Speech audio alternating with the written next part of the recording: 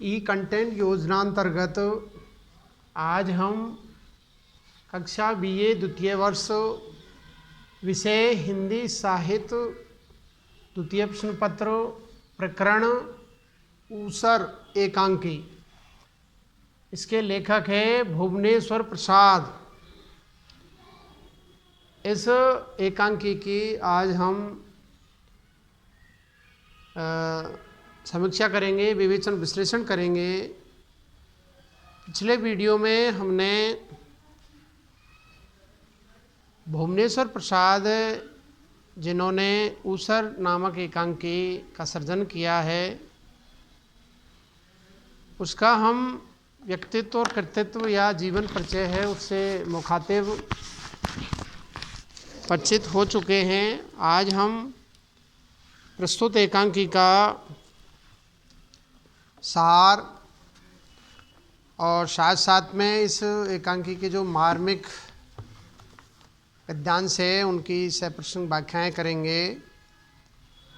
तो बीए द्वितीय वर्ष की छात्राएं प्रस्तुत वीडियो को ध्यान से देखें, सुनें, इसका विवेचन विश्लेषण करें, इसकी समीक्षा करें। तदुपरांत इस वीडियो को लाइक करें, कमेंट करें, सब्सक्राइब करने में कोताही न बरतें। मैं एस.एल. बैरवा, सहायक आचार्य हिंदी, राजकीय कन्या महाविद्यालय बयाना, जिला भरतपुर। और प्रस्तुत कंटेंट की हम जो चर्चा कर रहे हैं ये महाराजा सूरजमल ब्रज विश्वविद्यालय भरतपुर के कक्षा बीए द्वितीय वर्ष ऐच्छिक विषय हिंदी साहित्य के द्वितीय प्रश्न पत्र में संकलित है। तो मैं संक्षिप्त में इस कहानी का जो सार है वो प्रस्तुत कर रहा हूँ। यह एक प्रयोगवादी एकांकी है जिसमें भुवनेश्वर प्रसाद ने स्वैर कल्पना के आधार पर उच्च वर्ग की निरर्थक और लक्ष्यहीन जिंदगी का मजाक उड़ाया है। एकांकी पर पश्चिमी प्रभाव है, वेस्टर्न जो कल्चर है उसका इफेक्ट इस कहानी पर पड़ा है, प्रभाव पड़ा है। इस एकांकी के पात्र संपन्न वर्ग के हैं पर उनके समक्ष कोई बड़ा लक्ष्य नहीं है, उनके सामने कोई बड़ा करने का जज्बा जुनून नहीं है। उन्हें अपनी जिंदगी निरर्थक लगती है, इसलिए वे ऊल जलूल क्रियाओं में व्यस्त रहते हैं। इन क्रियाओं में तारतम्य न होते हुए भी निरर्थकता का तारतम्य होता है। सार्थकता नहीं, निरर्थकता का उनमें कॉम्बिनेशन होता है, तारतम्य होता है। ये चेतना प्रभा शैली में लिखा गया एकांकी है। इस एकांकी में भुवनेश्वर जी ने जो निम्न मध्यम वर्गीय जो परिवार हैं उनकी रहन सहन का बहुत ही अच्छा चित्रण किया गया है।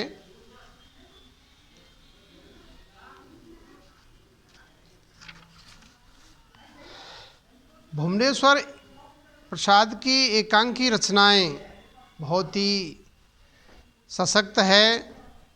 उनका सबसे पहला आकर्षण उनके काव्यात्मक, व्यंजनापूर्ण, मर्मस्पर्शी और कभी कभी चुप्ती शैली में लिखित रंग निर्देश हैं। इन रंग संकेतों द्वारा उन्होंने रंगमंच की व्यवस्था, वातावरण के निर्माण, पात्रों की रूप सज्जा तथा पात्र योजना के साथ ही उनकी चारित्रिक विशेषताओं का उद्घाटन किया है। इससे उन्होंने अपने मूल मंतव्य नाटकीय प्रभाव को भी स्पष्ट किया है। उनके एकांकियों में संवाद प्रारंभ होते ही संघर्ष का स्वरूप स्पष्ट होने लगता है। घटनाक्रम के घात प्रतिघातों के साथ वह तीव्र हो जाता है और चरम सीमा पर पहुंचते ही यवन का पतन होता है, पर्दा गिर जाता है। चरित्र में उन्होंने एक दो बातों से ही अविष्ट प्रभाव उत्पन्न कर दिया है। अभिजात वर्ग की कमजोरियां, विकृतियों और कुरूपताओं को उन्होंने एकदम नग्न करने का प्रयास किया है। आदर्श के कोरे दिखावे के नीचे कितना कलुष और गंदगी और कदाचार है, अनाचार भरा पड़ा है, उसको चित्रित करने में इनकी कला देखते ही बनती है। उसे भी उन्होंने बेलाग स्पष्ट करने का प्रयत्न किया है, समस्याओं को उभार कर उनके कारणों की व्यंजना भी की है और यह सोचने को विवश किया है कि इस विकृति का निवारण कैसे हो सकता है। इस प्रकार भुवनेश्वर की एकांकियों में कलात्मकता का सुंदर समावेश हुआ है। अब हम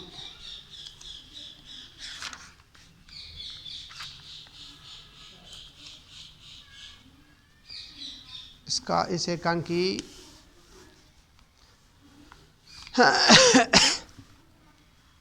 पर थोड़ा और विचार कर लेते हैं। इसकी जो कथा वस्तु है उसके बारे में, या कथा वस्तु की क्या क्या जो खूबियां हैं उस पर थोड़ा सा फोकस कर लेते हैं। ऊसर एकांकी कथा वस्तु हमारे मध्यम वर्ग के उस समाज से संबंधित है जिसके पास न तो चिंतन मनन के लिए बुद्धि है, बुद्धि और विवेक नहीं है, और न कुछ करने के लिए काम। पाश्चात्य सभ्यता ने इस वर्ग को बाह्य आडंबरों में लीन करके अत्यंत खोखला बना दिया है। एकांकी के आरंभ में एक मध्यम वर्गीय परिवार के बरामदे में बैठा हुआ एक युवक बाहर पोर्च में खड़ी नीली कार को देख रहा है। मौसम सर्दी का है, शाम हो रही है। वह युवक घर के बच्चों का ट्यूटर है। बरामदे के पायदान पर एक भूरा पैकनीज जाति का कुर्ता दहलीज पर सिर झुकाए हुए सो रहा है। बरामदे के पायदान पर एक भूरा पैकनीज जाति का कुत्ता दहलीज पर सिर झुकाए हुए सो रहा है। तभी एक 8 वर्ष का लड़का सुंदर वस्त्र पहने हुए एक कुर्सी को ढकेलता बरामदे में आता है, जिससे वह युवक और कुत्ता दोनों चौंक पड़ते हैं। वह लड़का कुत्ते को जाकर पुचकारता है। तभी उस घर का मालिक कुर्सियों को ढकेलता हुआ वहाँ आता है। वह कुत्ते के साथ खेलते हुए लड़के को इसलिए डांटता है कि उसने कुर्सियों की पंक्ति बिगाड़ दी है। इसके बाद वह ट्यूटर को भी डांटता है, कहता है जब रात को तुम्हें पढ़ाना हुआ करे तो शाम को साइकिलबाजी नहीं किया कीजिए। इसके बाद वह पत्नी की भी आलोचना करता है और कहता है कि घर में मेहमान आए हैं। वह घूम घूम कर उन्हें मकान और बाग दिखा रही है। जब थकान हो जाएगी तब दिल की धड़कन स्ट्रेंड हार्ट के मारे बीमार पड़ी रहेगी। गृह स्वामी की इन बातों का ट्यूटर पर कोई असर नहीं पड़ता है। वह गृह स्वामी से यह कहना चाहता है कि वह 2 माह से उसके बच्चे को पढ़ा रहा है, ट्यूशन पढ़ा रहा है। उसे 2 माह का वेतन चाहिए, परंतु गृह स्वामी अपनी पत्नी तथा अन्यों की बातें करके ट्यूटर को अपनी बात कहने नहीं देता है और टोक देता है बीच में। फिर जब ट्यूटर रुपयों का सवाल करता है तो गृह स्वामी उसकी सहायता करने के लिए उल्टे उसी पर अपना एहसान थोपता है। तभी एक मोटी रमणी, गृह स्वामिनी, 2 लड़कियां, एक युवक वहाँ आते हैं। ये लोग हिटलर, मुसोलिनी से लेकर गांधी जी तक की बातें करते हैं। मोटी रमणी विक्टोरिया की प्रशंसा करती है। गृह स्वामी लखनऊ के हिंदू मुसलमानों के किस्से सुनाने लगता है। समय काटने की दृष्टि से सबके बीच से खेल का सुझाव आता है। खेल शुरू हो जाता है। फिर बाहर बैठे युवक और ट्यूटर में बातचीत शुरू हो जाती है। इस प्रकार एकांकी का कथानक समाप्ति की ओर बढ़ता है। इस प्रकार एकांकी में मध्यम वर्गीय परिवार का मनोवैज्ञानिक चित्रण किया गया है। साथ ही लेखक ने पाश्चात्य सभ्यता में लीन मध्यम वर्गीय समाज की निष्क्रियता, आडंबर प्रियता, संकालु प्रवृत्ति, शोषण, यौन भावना आदि के व्यंग्यपूर्ण चित्र अंकित किए हैं। एकांकी का कथानक अत्यंत सांकेतिक व्यंग्यपूर्ण है और सारी घटनाएं अत्यंत मंद गति से आरंभ से अंत तक एकांकी के लक्ष्य पूर्ति की ओर बढ़ती हुई दिखाई गई है। तो ये थोड़ा सा मैंने इस एकांकी के जो प्रमुख मार्मिक अंश हैं उनको समझने के लिए इस एकांकी का सार या इसका थोड़ा सा कथानक है वो स्पष्ट किया है। अब हम एकांकी के जो प्रमुख गद्यांश है उन पर फोकस करते हैं। तो पहला जो गद्यांश है उसको हम पढ़ते हैं।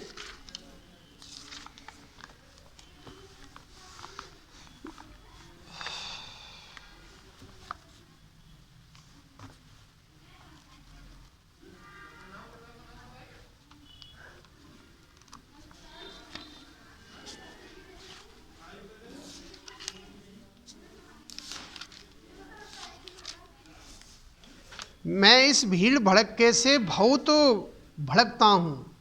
मैं इस भीड़ भड़के से बहुत भड़कता हूँ और औरतों को तुम नहीं जानते, और औरतों को तुम नहीं जानते। जब बाहर के आदमी होंगे तो बिल्कुल दूसरी ही हो जाएंगी और अपने पति से भी यही उम्मीद करेंगी। मैंने आपके टेबल पर फिंगर बोल मैंने सुनी भी न थी, पर मेरी मैम शायद ये दिखलाना चाहती थी जैसे हम लोग हफ्ते में 10 दिन फिंगर बोल बरतते हैं।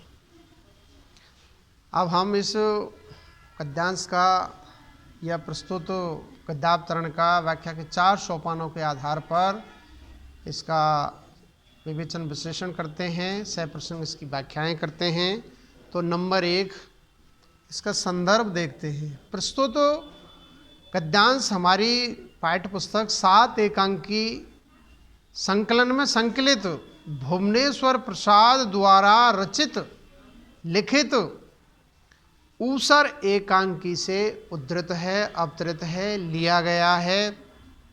प्रस्तुत एकांकी में लेखक ने मध्यम वर्गीय जो दिखावा है उसका बहुत ही मार्मिक चित्रण प्रस्तुत पद्यांश के अंदर, प्रस्तुत गद्यांश के अंदर या गद्यावतरण के अंदर किया है। अब हम इसका प्रसंग देखते हैं।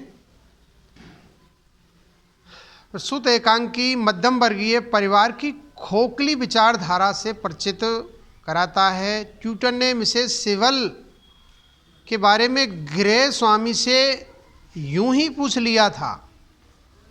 ग्रे स्वामी से ट्यूटर कुछ कहना चाहता था, परंतु वह उसकी बात को अनसुनी कर अपनी बात शुरू कर देता है। यानी खुद की बात को वो तवज्जो ज़्यादा देता है।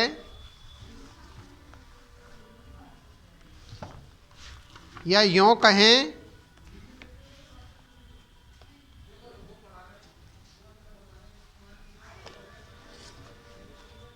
अब हम व्याख्या का जो तीसरा सोपान है प्रस्तुत गद्यांश का या गद्यावतरण का हम भावार्थ देखते हैं।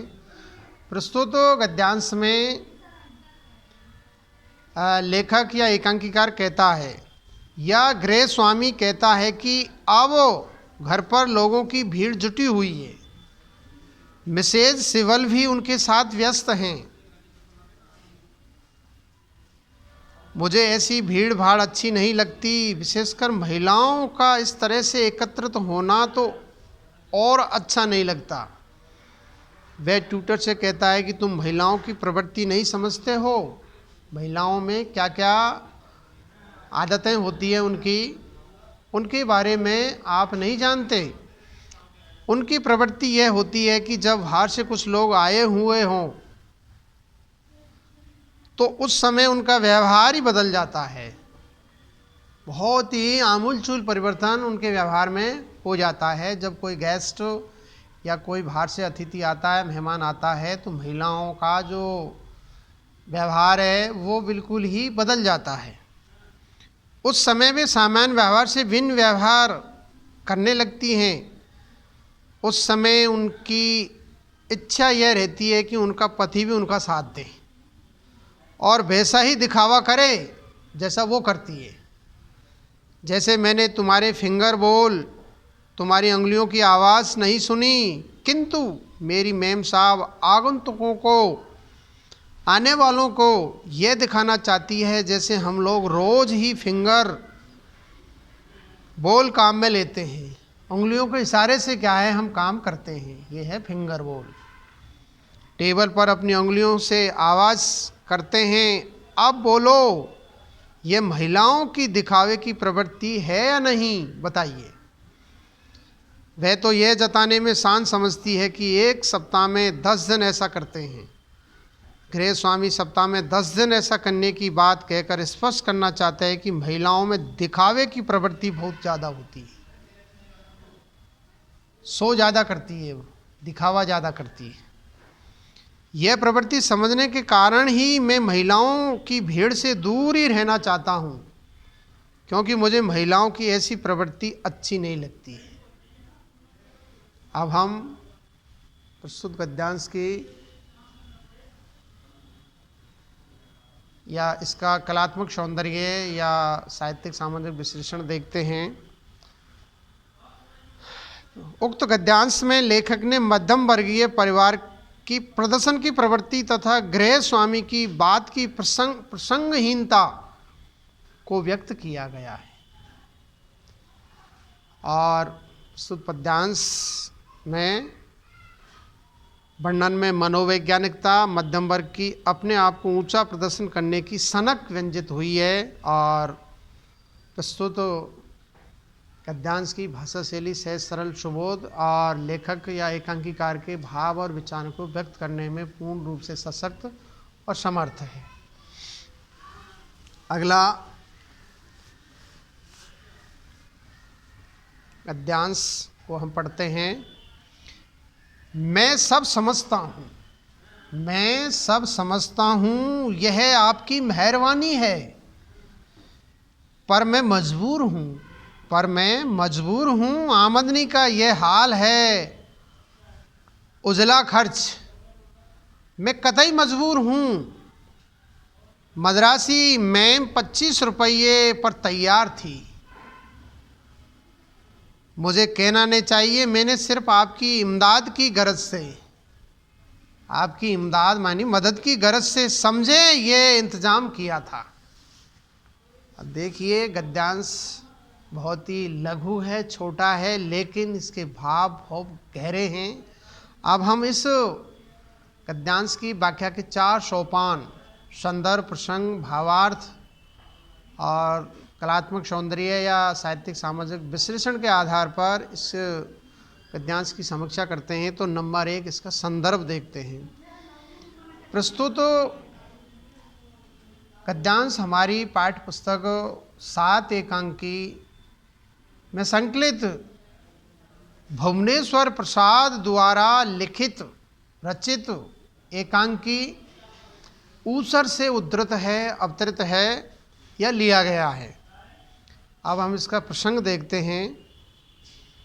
प्रस्तुत गद्यांश में ट्यूटर गृह स्वामी से ट्यूशन के रुपये मांगने के अभिप्राय से कहता है कि मुझे आपके लड़के को पढ़ाते हुए 2 माह हो गए, 2 माह से मैं कंटिन्यूअस आपके बच्चे को पढ़ा रहा हूँ, लेकिन मुझे अब तक कोई मेहनताना पारिश्रमिक मुझे अदा नहीं किया है, तो कृपया करके मुझे दे दीजिए।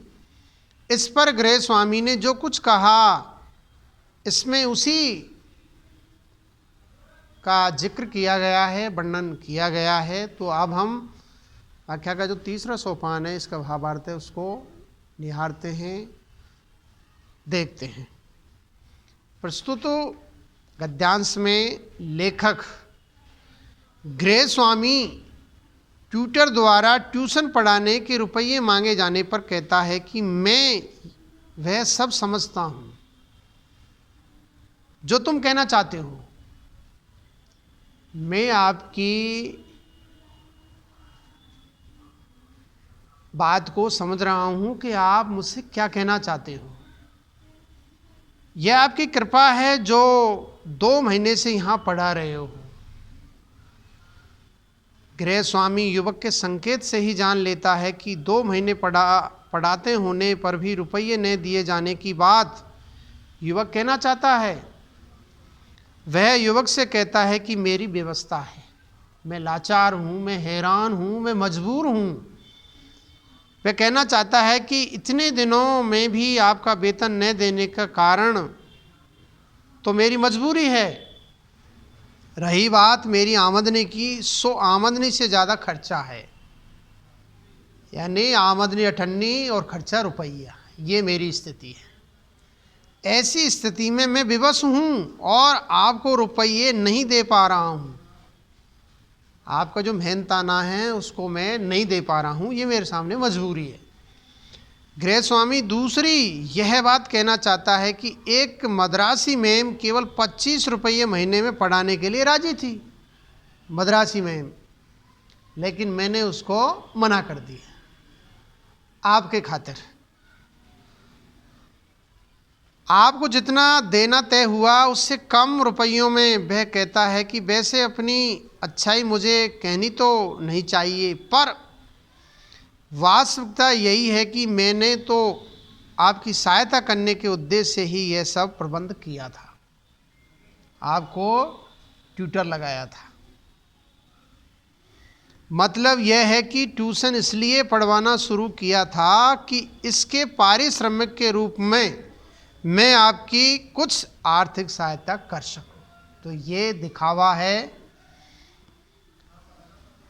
तो यह है इस पद्यांश का सरल अर्थ है, भावार्थ है। अब हम इसका साहित्यिक सामाजिक विश्लेषण देखते हैं।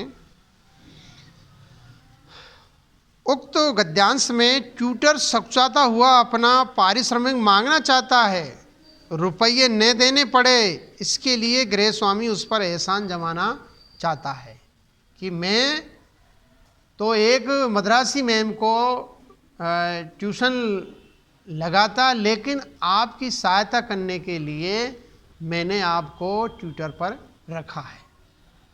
तो ये एक दिखावा है।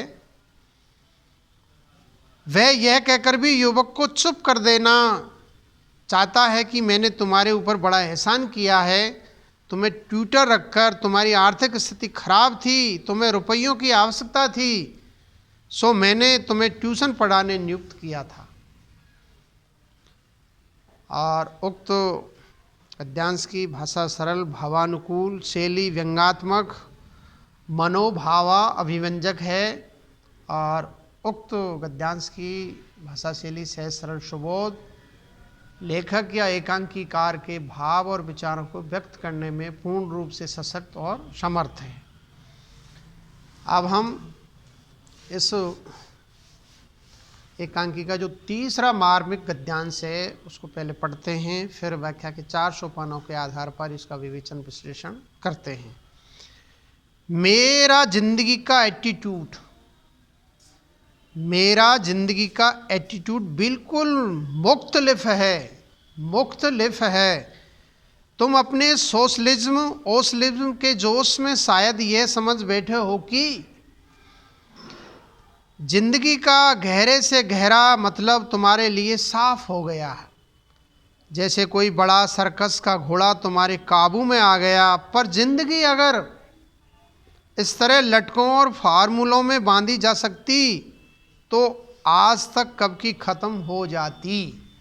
अब हम इस गद्यांश को, इस गद्यावतरण को या इस मार्मिक अंश को व्याख्या के 4 सोपानों के आधार पर इसकी समीक्षा करते हैं। 4 सोपान व्याख्या के संदर्भ, प्रसंग, भावार्थ और कलात्मक सौंदर्य या साहित्यिक सामाजिक विश्लेषण। तो नंबर 1 देखते हैं संदर्भ। प्रस्तुत गद्यावतरण हमारी पाठ्य पुस्तक 7 एकांकी में संकलित भुवनेश्वर प्रसाद द्वारा लिखित एकांकी ऊसर से उद्धृत है, अवतरित है या लिया गया है। अब हम इसका प्रसंग देखते हैं। यह अवतरण गृह स्वामी का कथन है।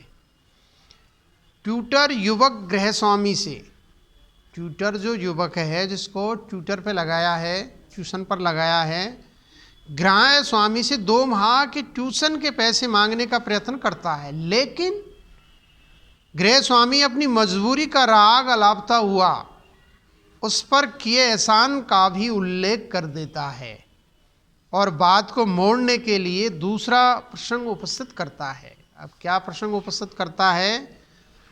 अगला जो व्याख्या का तीसरा सोपान है, भावार्थ है, उसमें हम इस प्रसंग को देखते हैं। प्रस्तुत गद्यांश में गृह स्वामी युवक से कहता है कि जीवन के बारे में मेरा दृष्टिकोण, मेरा एटीट्यूड, मेरा दृष्टिकोण, मेरा नजरिया, मेरी सोच बिल्कुल स्पष्ट है, क्लियर है, सीधा सा है, किंतु तुम अपने सोशलिज्म अर्थात समाजवाद जैसे विचारों को बहुत महत्वपूर्ण मान बैठे हो। तुम शायद ये मान बैठे हो कि समाजवाद को समझकर तुमने जिंदगी के गहरे से गहरे अर्थ को भी समझने की कुंजी प्राप्त कर ली है, तुम इसके लिए ऐसे खुश हो जैसे कोई व्यक्ति सर्कस के बड़े घोड़े को बस में करके, सर्कस में बड़ा घोड़ा होता है, उसको बस में कर लिया तो ऐसा समझता है कि मैंने बहुत बड़ा तीर मार लिया है, संतोष का अनुभव करता है। गृह स्वामी युवक से कहता है कि जिंदगी समाजवाद आदि 2-1 सूत्रों से नहीं समझी जा सकती। 2-4 सूत्र पढ़ लिए और जिंदगी को समझ लिया है, ऐसा कदापि नहीं। और न समाजवाद की विचारधाराओं से जिंदगी को मोड़ा या बांधा जा सकता है। जिंदगी का प्रवाह स्वतंत्र है, बंधन में बांधना जिंदगी को खत्म करने जैसा है। खुला घूमना चाहिए, स्वच्छंद विचरण करना चाहिए, ये जिंदगी होती है। ट्यूशन पढ़ाया है तो वेतन अब मिल ही जाना चाहिए, इसे एक नियम की तरह तुम पेश कर रहे हो और इसमें कोई संकोच भी अनुभव नहीं कर रहे हो। तुम दूसरे की मजबूरी को अनदेखा करके गलती कर रहे हो। दूसरे की, सामने वाले की मजबूरी को भी देखना चाहिए। गृह स्वामी कहना चाहता है कि परिश्रम के बदले पारिश्रमिक मिलने की बात जितनी सही प्रतीत होती है, मजबूरी की बात भी कम महत्व की नहीं है। मजबूरी में वह सब नहीं किया जा सकता जो किया जाना चाहिए। यह तुम शायद नहीं समझ रहे, इसलिए तुम जिंदगी के सभी रहस्य, सभी अर्थ समझने में समर्थ नहीं हो। अभी आपको जिंदगी की ABCD समझ में नहीं आई है। जब आप गृहस्थी में पढ़ोगे तब आपको जिंदगी की ABCD समझ में आएगी। यह तुम नहीं स्वीकार करते हो तो ये तुम्हारी गलती है, कमी और अज्ञानता है। तो ये इस पद्यांश का भावार्थ है, सरल अर्थ है। आगे हम व्याख्या का जो चौथा सोपान है, इसका जो कलात्मक सौंदर्य है या साहित्यिक सामाजिक विश्लेषण है, उसको हम क्लियर करते हैं। प्रस्तुत गद्यांश में लेखक वर्णन से प्रतीत होता है कि गृह स्वामी ट्यूटर को उसका पारिश्रमिक न देने की चाल चल रहा है। इसी उद्देश्य से वह मुख्य मुद्दे को पीछे छोड़ देने का प्रयास करता है। और प्रस्तुत गद्यांश के वर्णन में सांकेतिकता और आक्षेप है। गृह स्वामी स्वयं गलती करके भी दूसरे को गलती करने वाला सिद्ध करना चाहता है। और प्रस्तुत गद्यांश की भाषा सरल एवं प्रभावपूर्ण है। इसमें अंग्रेजी, देशज, उर्दू, फारसी के शब्द प्रयुक्त है।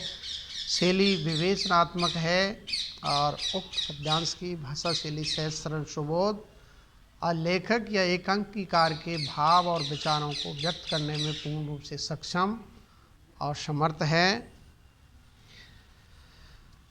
धन्यवाद। आगे हम अगले वीडियो में चर्चा करेंगे। तो कृपया करके छात्राएं प्रस्तुत वीडियो को मैं पुनः आपको रिमाइंडर करता हूं कि प्रस्तुत वीडियो को ध्यान से देखें, सुनें, इसका विवेचन विश्लेषण करें और विवेचन विश्लेषण करने के बाद में वीडियो को लाइक करें, कमेंट करें और सब्सक्राइब करने में कोताही ना बरतें। धन्यवाद, नमस्कार।